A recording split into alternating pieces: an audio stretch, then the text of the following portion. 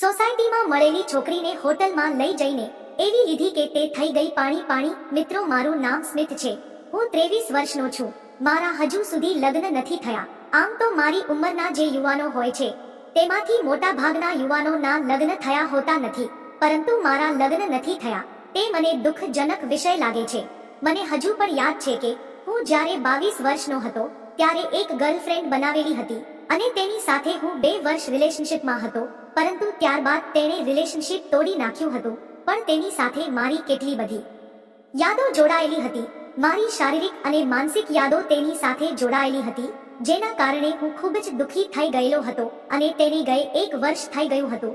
જ્યારે આવું થયું ત્યારબાદ મેં મારા ઘરે પણ આ વાત કરી હતી અને કહ્યું હતું કે મારા લગ્ન કરાવી દો, પરંતુ મારા લાયક કોઈ છોકરી મળતી નથી અને હું કંઈ પણ કામ કરતો પણ નથી, જેના કારણે મારી સાથે કોઈ સારી એવી છોકરીનું માંગો આવે, પરંતુ હવે તેની વગર રહી શકું તેમ નથી.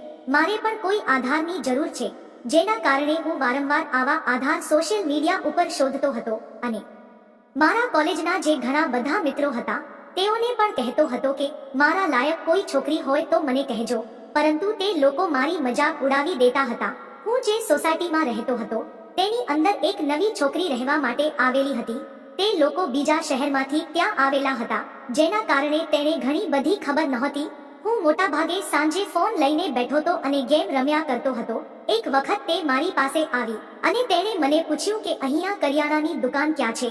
ત્યારે મને એમ પણ તે ગમતી હતી, એટલે મેં કહી દીધું કે ચલો મારી સાથે હું તમને બતાવું, અને હું તેની સાથે કરિયાણાની દુકાન ઉપર ગયો.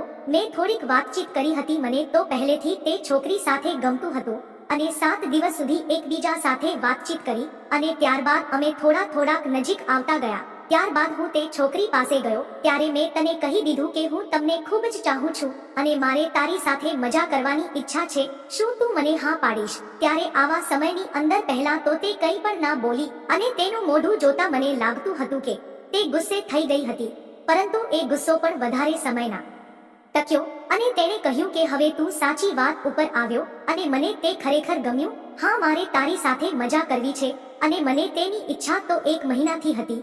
તો ચાલ મને મજા કરવા ક્યાં લઈ જા છો? તેણે જેવું કહ્યું એટલે મેં તરત જ રૂમ બુક કરી દીધો અને અમે બંને ત્યાં જતા રહ્યા.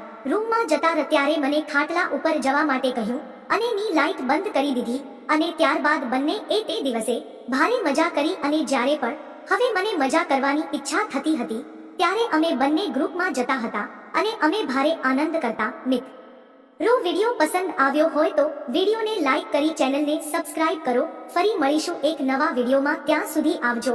વિડીયો પૂરો જોવા બદલ તમારો ખૂબ ખૂબ ધન્યવાદ.